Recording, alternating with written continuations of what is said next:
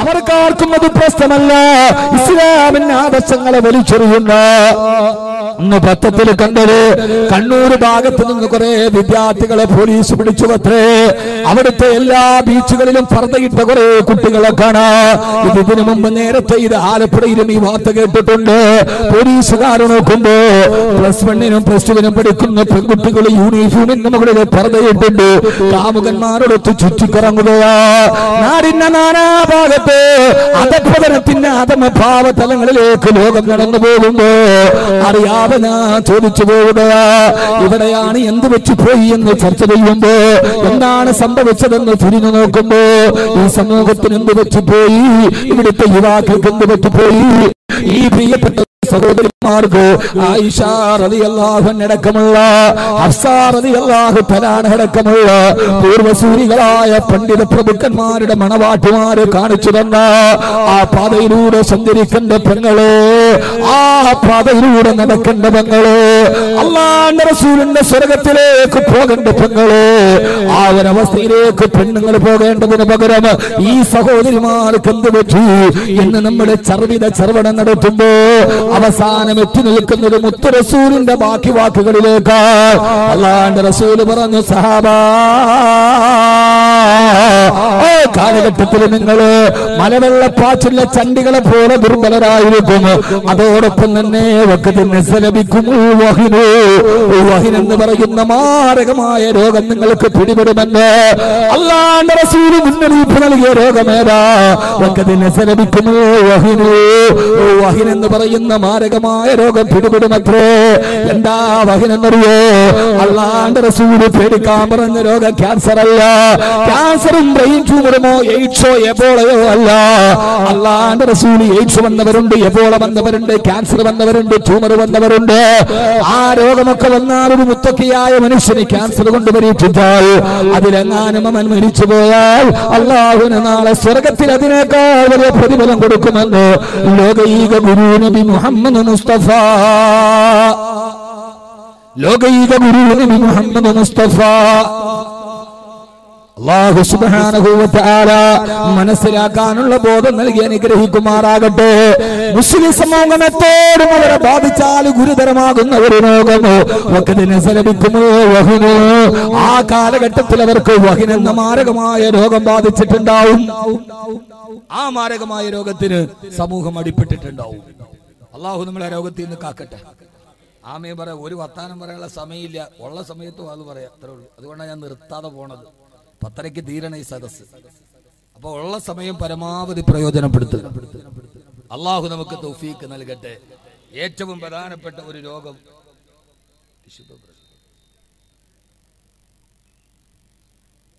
അന്ന് സമൂഹത്തെ ബാധിക്കുന്ന ഏറ്റവും പ്രധാനപ്പെട്ട രോഗം അൽ വഹിനു. വഹിൻ എന്ന് പറയുന്ന മാരകമായ രോഗമാണ്. ഇതാണ് ആധുനിക മുസ്ലിം സമൂഹം നേരിടുന്ന ഏറ്റവും വലിയ വെല്ലുവിളി. വേറെ വെല്ലുവിളിയൊന്നുമില്ല. വേറെ ഇറാഖോ സിറിയയോ അതൊന്നും നമ്മളെ ബുദ്ധിമുട്ടിക്കുന്നില്ല. കാരണം ഡൊണാൾഡ് ട്രംപ് അധികാരത്തിൽ വന്നൊന്നും നമ്മളെ ബുദ്ധിമുട്ടിക്കുന്നില്ല. അത് ഇമാം മഹദിക്കുള്ള വഴി തെളിയാണ്. അവിടെ നമുക്ക് ആശങ്കയില്ല. നിങ്ങൾ ആരും വിചാരിക്കേണ്ട Syria, Afghan, Chechnya, Bosnia, Donald Trump ഇതൊന്നും നമ്മളെ ആശങ്കപ്പെടുത്തുന്നില്ല. ഇത് അല്ലാഹുവിന്റെ റസൂൽ സല്ലല്ലാഹു അലൈഹി വസല്ലമ ലോകാവസാനത്തിന് മുമ്പ് പറഞ്ഞ അടയാളങ്ങളിലേക്ക് ലോകം നടന്നു പോവുകയാണ്. അതിനെക്കുറിച്ച് നമുക്കിപ്പോ ചർച്ച ചെയ്യേണ്ട.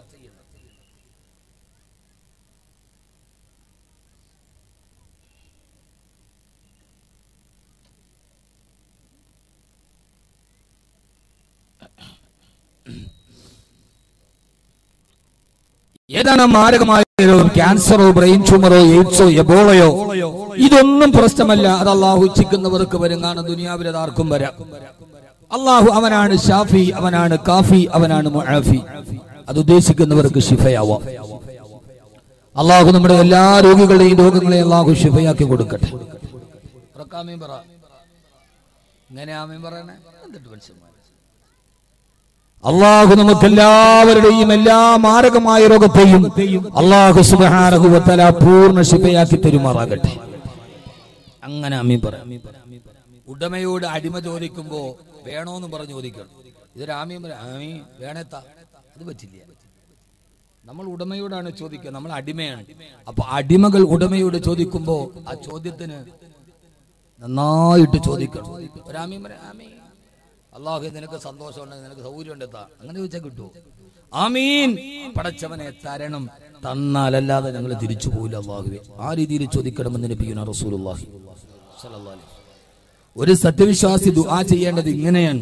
എങ്ങനെ? രണ്ട് രീതിയിൽ. ഒന്ന്, അള്ളാഹിനോട് ചോദിക്കണം, എന്നിട്ട് അവനോട് പറയണം, അള്ളാഹുവേ നീ തന്നാലല്ലാതെ ഞാൻ തിരിച്ചു പോയില്ല. രണ്ട്, കരയണം. കരഞ്ഞോണ്ട് ചോദിക്കണം. കരച്ചിൽ വന്നില്ലെങ്കിൽ കരയുന്നത് പോലെ അഭിനയിക്കണമെന്ന് നബിയുനാ റസൂലുള്ളാഹി. ദുആ ചെയ്യുമ്പോൾ കരച്ചിൽ വന്നില്ല, അപ്പൊ കരയുന്നത് പോലെ അഭിനയിക്കണം. നമുക്കതൊക്കെ പരിഹാസമാണ്. ഇപ്പൊ പള്ളിക്കലെ ഖത്തീബ് 27 അവന് ദുആ ചെയ്തപ്പോ കരഞ്ഞു. കരയണ പോലെ അഭിനയിച്ചു. അപ്പൊ അടുത്തിരിക്കണമെന്ന് തോന്നുന്നു. കണ്ടോളൂ, പെരുന്നാളിന് പിരിച്ചുവിടാതിരിക്കാനുള്ള തന്ത്രമാണ്. നമ്മൾ വിചാരിക്കണം അങ്ങനെയാണ്. അങ്ങനെയല്ല, കരച്ചിൽ വന്നില്ലെങ്കിൽ കരയുന്നത് പോലെ നിങ്ങൾ അഭിനയിക്കണമെന്ന് നബി മുഹമ്മദ് മുസ്തഫ സ്വല്ലല്ലാഹു അലൈഹി വസല്ലം. ഇതാ ചൂട്, അല്ലാഹു കാത്തുരക്ഷിക്കട്ടെ. ഫെബ്രുവരി ആയപ്പോഴേ ഇത്രയും ചൂട്. അപ്പോൾ മാർച്ച് ഏപ്രിലാവുമ്പോൾ കഴിഞ്ഞ 100 വർഷത്തിന്റെ ഇടയിൽ ഏറ്റവും വലിയ വരൾച്ചയിലേക്കാണ് കേരളം പോകുന്നത്. സൂചിച്ചോളി, ഇനി ലോകത്തിന് വലിയ ആയുസ്സൊന്നുമില്ല. ഇതൊക്കെ ഏതാണ്ട് തീരാറായി. നിങ്ങളൊന്ന് ആലോചിച്ചോക്കെ, സസ്യശ്യാമളമായ ഹരിതാപമായ ചാരിയാറും ഭാരതപ്പുഴയും പമ്പയും പെരിയാറും തടംതല്ലിയാ തുടങ്ങിയ എന്നും ഫലഭൂയിഷ്ടമായിരുന്ന വൃഷ്ടിപ്രദേശങ്ങൾ ഏറെയുള്ള കേരളം വരൾച്ചയിലേക്ക് പോകുന്നു എന്ന് പറഞ്ഞതിന്റെ അർത്ഥം എന്താ? പെരിയാറും പമ്പയാറും ഭാരതപ്പുഴയൊക്കെ വറ്റി. അള്ളാഹു നമ്മളെ എല്ലാ രീതിയിലും വരുന്ന എല്ലാ ആപത്തുകളും അള്ളാഹു കാത്തുരക്ഷിക്കുമാറാകട്ടെ. അപ്പൊ നമ്മൾ ദുആ ചെയ്യേണ്ട രോഗമേറെ അള്ളാഹുവേ വഹിൻ എന്ന് അള്ളാഹുവിന്റെ പ്രവാചകൻ നബി മുഹമ്മദ് മുസ്തഫ സല്ലല്ലാഹു അലൈഹി വസല്ലമ മുന്നറിയിപ്പ് നൽകിയ ഒരു രോഗമാണ്. എന്താണ് വഹിൻ? ആ രണ്ട് രോഗത്തിൽ നിന്ന് അള്ളാഹു കാക്കട്ടെ. മതി, ഇവിടെ ഒന്നല്ല, ലേലം വിളിക്കാനല്ല, എനിക്ക് ഉപയോഗിക്കാനാണ് വിചാരിച്ചത്.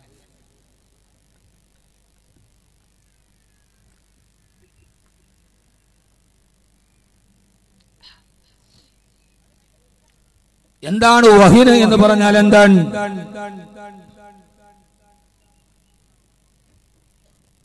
ആദരവായ റസൂലുള്ളാഹി സ്വല്ലല്ലാഹു അലൈഹി വസല്ലം പറഞ്ഞു, വഹിൻ എന്ന രോഗം വന്നാൽ അതിന് 2 രോഗലക്ഷണമുണ്ട്.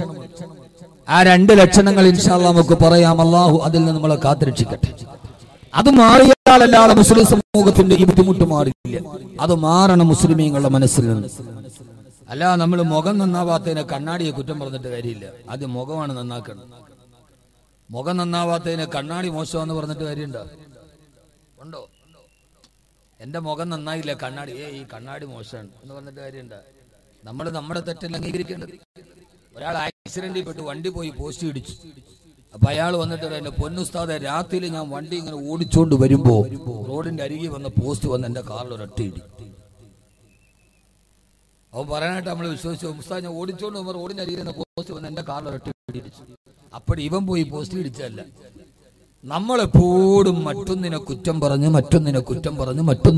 പറഞ്ഞ് അവനവന് ബാധിച്ച ആദർശ പാപ്പരത്തെയും അവനവന് ബാധിച്ച രോഗത്തെയും ചികിത്സിക്കാൻ കഴിയാതെ രോഗം വേറെ എവിടെയാണോ എന്ന് ചിന്തിച്ച് നടക്കാണ് നമ്മൾ.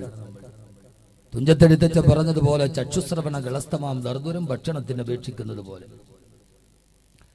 ചക്ഷുശ്രവണ ഗളസ്തമാം ദർദുരം ഭക്ഷണത്തിന് അപേക്ഷിക്കുന്നത് പോലെ. കേട്ടിട്ടില്ല നിങ്ങള്? എന്താ അതിന്റെ അർത്ഥം? എന്താ? നിങ്ങൾക്ക് നിങ്ങളുടെ മലയാളം തന്നെ നേരെ പറയാറുണ്ട്. ഞാൻ ഈ കാസർഗോഡ് ജില്ല മംഗലാപുരത്ത് ആരെയും ഫോൺ വിളിച്ചപ്പെട്ട ഞാൻ അൽഹംദുലില്ലാഹ് ഖൈർ ഇൻഷാ അല്ലാഹ് ദുആ ചെയ്യാൻ ഞാൻ കട്ട് ചെയ്തേക്ക്. മനസ്സിലാവില്ല. ഈ ഭാഷ മനസ്സിലാവാൻ ഭയങ്കര ബുദ്ധിമുട്ടാണ്. കാസർഗോഡുകാർ വിളിച്ചാൽ ഒത്തിരി നേരം സംസാരിക്കില്ല. മംഗലാപുരം ഭാഗത്തുനിന്ന് വിളിച്ചാൽ ഒട്ടും കൂടുതൽ സംസാരിക്കില്ല. അവൻ അൽഹംദുലില്ലാഹ് ഖൈർ ഇൻഷാ അല്ലാഹ് ഏതായാലും ഒരു ദുആ വസിയത ദുആ ചെയ്തേക്ക്. നിങ്ങളുടെ ഭാഷ മനസ്സിലാക്കാൻ വലിയ പാടാണ്. ഉസ്താദെ, ഞാൻ പണ്ട് വീട്ടിൽ വന്നിട്ട് ബുക്കാക്കാൻ ഇവിടെ വന്ന് ഇപ്പം ഞാൻ വന്ന് കണ്ടപ്പോൾ ഒരാൾ എൻ്റെ കയ്യിൽ പിടിച്ചിട്ട്, ഉസ്താദെ ഉസ്താദ് എന്നെ മനസ്സിലായി. ഞാൻ പറഞ്ഞില്ല, മനസ്സിലായില്ല. ഞാൻ പണ്ട് ഉസ്താദിന്റെ വീട്ടിൽ വന്നിരുന്നു ബുക്കാക്കാൻ. ഞാൻ വന്ന് എൻ്റെ പിള്ളേർക്കുള്ള ബുക്കൊക്കെ ഞാൻ മേടിച്ചു കൊടുക്കുന്നുണ്ട്. പിന്നെ എന്തിനാ എൻ്റെ വീട്ടിൽ വന്ന് ഉസ്താദിനെ ബാഗ് ബുക്ക് ചെയ്യാൻ വന്നത്? പെട്ടെന്ന് മനസ്സിലാവണം. ഓരോ ഭാഷത്തിനാണ്. കാസർഗോഡ് തന്നെ 12 ഭാഷയുണ്ടെന്ന് എനിക്ക് തോന്നുന്നു. ബേരി, തുളു, അങ്ങനെ പല ഭാഷകളാണ്.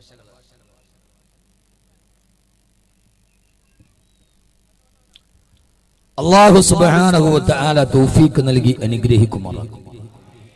കാസർഗോഡ് എല്ലാത്തിലും നല്ലതാണ്. നിങ്ങൾക്കെല്ലാം ഭയങ്കര ആവേശവും ആലിമീങ്ങൾ ആദരിക്കുന്ന കാര്യത്തിൽ ഭയങ്കര ആവേശമാണ്. സയ്യിദന്മാരെ ആദരിക്കുന്ന കാര്യത്തിൽ ഏറ്റവും നല്ല ആവേശം ഇവിടെയുള്ള ആളുകളാണ്. അവരവരുടെ നാട്ടിലെ ഖാദിമാരെ കുറിച്ച് പറയാൻ അവർക്ക് 1000 നാവാണ്. നമ്മളോടൊന്ന് പറയുമ്പോൾ നമുക്ക് മനസ്സിലാവും. പക്ഷെ അതേപോലെ കൊള്ളാത്ത കാര്യത്തിൽ നിങ്ങൾക്ക് ആവേശം കൂടുതലാണ്. കല്യാണം നടത്തിയാൽ അതിനകത്തൊരു ആവേശം, നബിനത്ത് റാലി നടത്തിയ അതിനകത്തൊരു ആവേശം, പട്ടാളവേശം.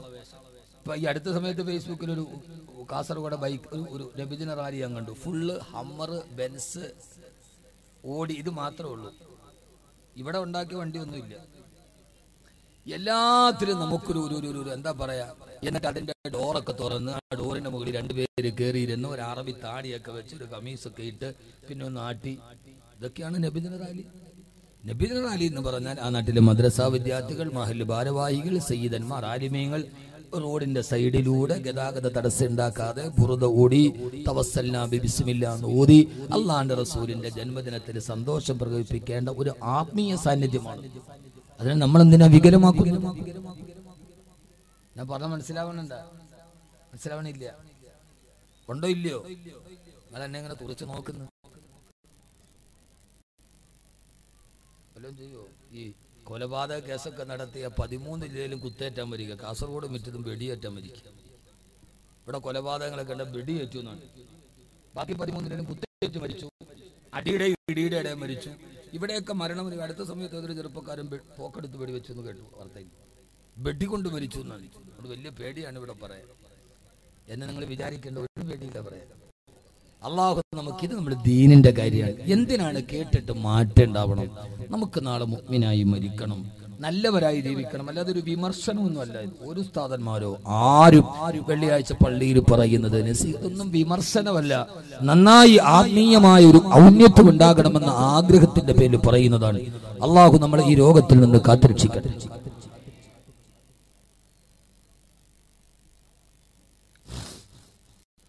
ആദരവായ പ്രവാചകൻ നബി മുഹമ്മദ് മുസ്തഫ, ആദരവായ പ്രവാചകൻ നബി മുഹമ്മദ് മുസ്തഫ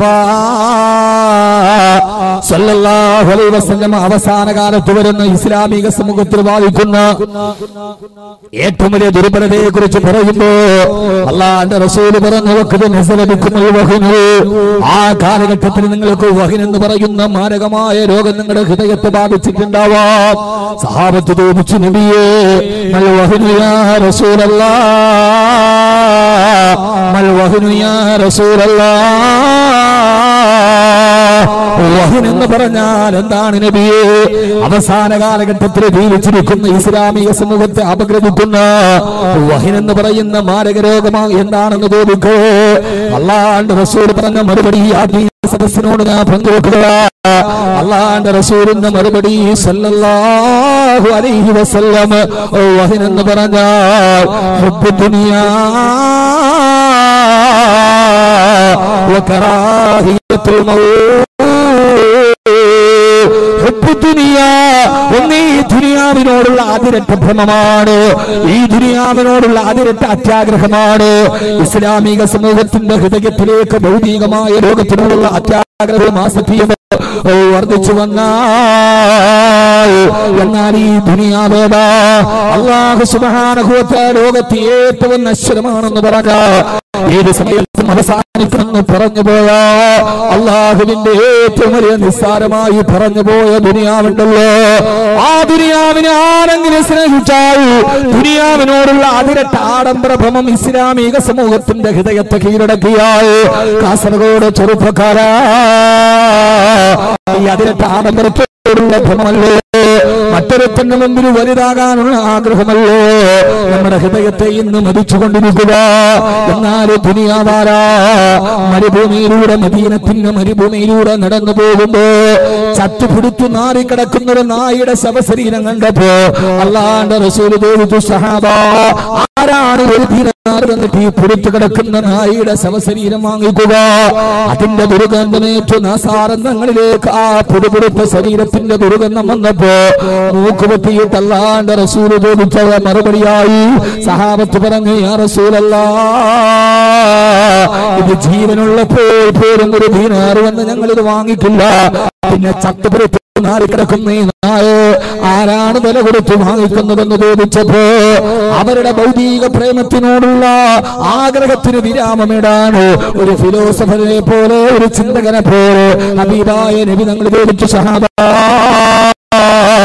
എന്നാൽ നിങ്ങൾ ആഗ്രഹിക്കുന്ന ദുനിയാവ്